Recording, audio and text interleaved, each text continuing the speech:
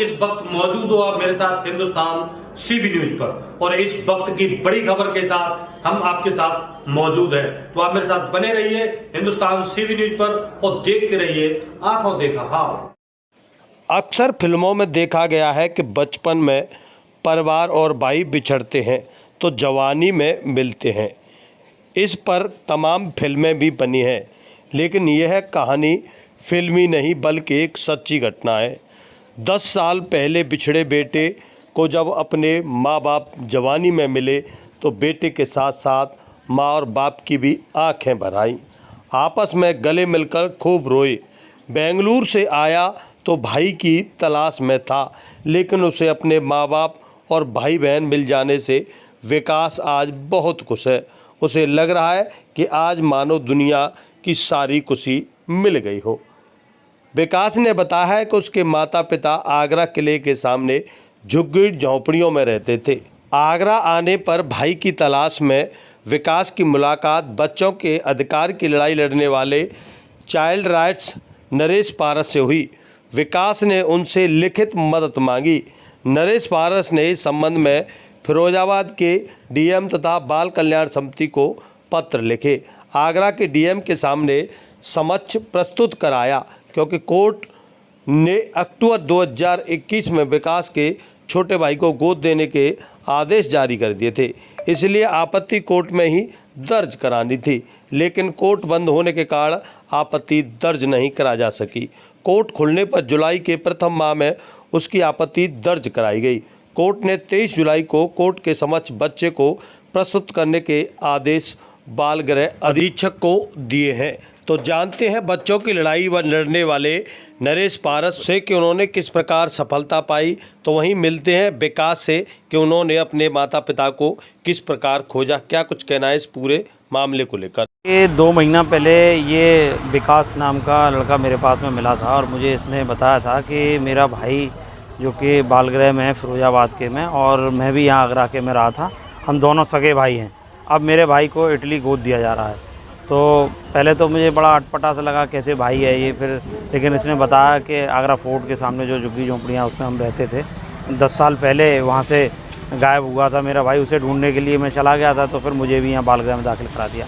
तो इस पूरी मामले को लेकर जब उसमें पड़ताल की तो फिरोजाबाद के डीएम को, बाल कल्याण समिति को मैंने चिट्ठी लिखी थी। यहाँ आगरा डीएम के सामने भी उसे पेश कराया, क्योंकि कोर्ट ने एडॉप्शन का आदेश दे दिया था, और चूँकि कोर्ट उस समय जून का महीना था, कोर्ट बंद था, इसलिए कोर्ट में आपत्ति दर्ज नहीं कराई जा सकती थी। ऐसे में इसको आगरा जिलाधिकारी के सामने पेश कराया, तो तब एडॉप्शन उसमें रुक गया। लेकिन अब जैसे ही कोर्ट खुले तो उसमें आपत्ति दर्ज कराई है। कोर्ट ने 23 जुलाई को आदेश दिए हैं कि 23 जुलाई को अब बालगृह का अधीक्षक इन बच्चों को लेकर हाजिर हों। तो ये सारी प्रक्रिया है। चूँकि बेंगलोर से आया था ये बच्चा, रोज़ रोज़ बेंगलोर जा भी नहीं सकता था, पैसे भी नहीं थे इसके पास, तो उसको यहीं आगरा में रोका गया। फिर आगरा में जब ये रुका तो फिर जैसे कहानी बताता था अपनी कि आगरा किले के सामने मैं रहता था झुग्गी झोंपड़ियों में, फिर इसके साथ में यहाँ खोजबीन की गई, सर्च ऑपरेशन चलाया गया, ढूंढा, तो आखिर में इनके परिवार से भेंट हो गई। इसके पिता भी मिल गए, माँ भी मिल गई, और ये भी पिछले 10 सालों से लगातार इसको ढूंढ रहे थे। अलग अलग शहरों में ये गए हैं ढूंढते, कभी जयपुर, कभी अहमदाबाद, पुलिस में भी इन्होंने रिपोर्ट के लिए गए थे, लेकिन पुलिस ने इनकी रिपोर्ट दर्ज नहीं की थी। तो ओवरऑल पूरे 10 साल तक ये एक दूसरे को खोजते रहे, लेकिन नहीं मिले। आज 10 साल बाद ये मिले हैं, और अब ये कह रहे हैं कि हमें छोटा वाला भी भाई चाहिए। तो उम्मीद है कि वो छोटा वाला बच्चा भी इनको मिल जाएगा। क्या उस मामले में क्या है, मतलब पूरा इटली ले जाने की क्या पूरी प्रक्रिया? ये प्रक्रिया ये रही थी, जब 2012 में जब ये बच्चा छोटा था, 2 साल का था, तो इसको गोद देने की प्रक्रिया कारा के माध्यम से शुरू की गई थी, जो अब पूरी हो पाई है। तो 2021 में इसको एडॉप्शन का आदेश दिया गया है। इटली की दंपत्ति है, वो इसे इटली ले जाना चाहती है, लेकिन विकास का कहना था कि वहाँ ले जा रहे हैं इसको, मुझे नहीं लगता कि ये सही तरह से रख पाएंगे, इसे काम धंधा कराएंगे, और मैं अपने भाई को वहाँ नहीं जाने दूंगा। तो ऐसे में फिर इसने मदद मांगी।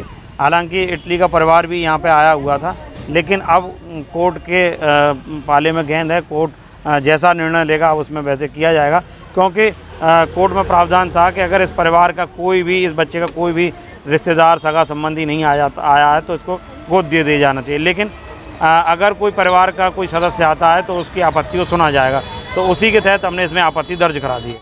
राजकुमार। राजकुमार जी, क्या हुआ था बच्चे के साथ? कितने दिन भटकते रहे और क्या? 12-13 साल भटके हम तो बच्चा के चक्कर में। आगापुर से गायब हुए थे, यहाँ से बड़ा लड़का गायब हुए ढूंढने के चक्कर में। फिर वहाँ से हम अहमदाबाद गए, अहमदाबाद से फ़ोन किया लड़का ने चौकी पे, वहाँ पे पुलिस आया मेरे पास, तो एड्रेस लिख दिया, किराया भरा नहीं थे मेरे पे, काफ़ी दे दी हमको किताब। यहाँ से अहमदाबाद गए हम सब दोनों, वहाँ 9 मंजिल के बिल्डिंग पे लिफ्ट पे बिठा के ऊपर ले गए हम सबको ऑफिस में। और वही मोटी मैडम बैठे थे, कागज पत्र करके वही निकाल दिए इसको, हमको इसको लेके आए जयपुर। तो वहाँ मेरा पैसा ख़त्म हो गए। हम सोचे वहाँ काम कर लूँ 2-4 दिन, फिर गाड़ी में बैठ के हम चले जाऊँ। जब तो 2-3 दिन काम करे, इसको बोले तो देखते रहना इसको। ये पुलिया में पटक दिया, भागे आए हैं लड़की को। नहीं, कहाँ चला गया था? जेल में किस तरह से चला गया ये? जेल अब वहाँ से तो वो निकले, हम सबको छोड़ के आए हैं। अच्छा, हाँ, अब उसको पता नहीं कहाँ गए, इसको पूछा अब। ठीक हुआ था। कैसे पूरे 10 साल आपने जेल में गुजारे? क्या ऐसा हुआ जैसे अहमदाबाद से मेरे पापा कह रहे थे, अहमदाबाद से मुझे छुड़ाया था, तो उन लोग को मैं जयपुर छोड़ के आ गया था वहाँ पे। जयपुर से छोड़ने के बाद फिर मैं अपने भाई को ढूंढने लगा। मैं भाई हो गया था पहले? हाँ, वो स्टेशन से उठा लिया था जी। आया, उठाया तो उसको मैं ढूंढने लगा। मैं तो क्या हुआ, मैं आगरा कैंट में पकड़ा गया। जैसे ही वहाँ पकड़ा गया तो फिर मैं चालन वालों के पास रहा सी कुछ। उसके बाद मैंने सुसु गृह में डाल दी, जहाँ वहाँ भाई तो मिल गया मेरे को जी। हाँ, फिर वहाँ पे डरे बहुत थे। अच्छा, हाँ, किसी को बता नहीं पाए, हम लोग किसी को नहीं बताए अपने भाई के बारे में इतना। तो उसके बाद क्या, मेरी जब 10 साल उम्र हो गई तो मेरे को भेज दिया वहाँ पर फिरोजाबाद। वहाँ 8 साल रहा, तो वहाँ पे 100 में आ गया था। जब मैं 1 महीना रहा उसके साथ में, तो उसके बाद मुझे नकलो भेज दिया। नकलो इतना मुझे मालूम था, हाँ मेरा भाई है। तो उसके बाद जब मैं नकलो पहुँचा तो मेरे को वहाँ कोई एक लड़का बोला मेरे को, तेरे भाई को कोई इटली ले जा रहा है। तो उसी के बाद मुझे पता चल गया इटली मुझे नहीं मालूम था पहले, जब तक मैं था जब तक मुझे नहीं पता था वो इटली जा रहा है। तो मैं भी बनता। फिर उसके बाद मुझे नकलो भेजा, नकलो 3 साल रहा मैं वहाँ पे। तो वहाँ से मुझे NGO वालों ने छुटाया। फिर मैं यहाँ से बेंगलोर चला गया नकलो से, वहाँ चला आया। फिर बेंगलोर से मैं, मैडम ने पूछताछ की हमसे, तो उनको मैंने बताया मेरा एक भाई है। तो फिर उनको मैडम ने बोला इसको लेने चलेंगे। तो उसके फिर लेने के बाद हम लोग प्लानिंग बनाए। फिर उसके बाद हम लोग अगले महीने आए थे, ऐसे मई में आए थे। फिर उसके बाद आए तो उस टाइम हमारी बात को मजाक में ले लिए थे लोग, जो कि सीरियस में नहीं लिए थे, मजाक में ले लिए थे। तो मजाक में लिए, फिर उसके बाद हम लोग जा रहे थे तो हमें ये सर मिले थे मीडिया वाले। तो हाँ, तो उनने नरेश पारस सर का मुझे नंबर दिया था। जब उनका नंबर दिया मुझे, तो फिर हमने सर से सुबह 6 बजे हमने शाम को मुलाकात की। तो इनको मैंने पूरी स्टोरी बताई, ऐसा ऐसा सर मेरी बात है। तो उसके बाद फिर हम लोग चले गए थे बेंगलोर। तो उसके बाद क्या हुआ, फिर मेरे को वो इटली वाले फिर आ गए वापस। आगरा वाले लोग कॉल कर दिया को कोई, फिर वो लोग इटली वाले आ गए। उससे पहले नहीं आए थे, जब तक हम जब कोई ऐसे कार्रवाई नहीं हो रही थी। जब वो आए तो उसके बाद फिर मैं भागे चला गया वहाँ से बेंगलोर से। फिर 1 महीने से मैं यहाँ पे हूँ। छोटे भाई को बचाने के लिए? हाँ, मैं जब से फिर मैं यहीं पे हूँ अभी। तुम यहाँ आए हो तो मैं कैसा लग रहा है? मुझे अच्छा लग रहा है जब से घर वाले मिले।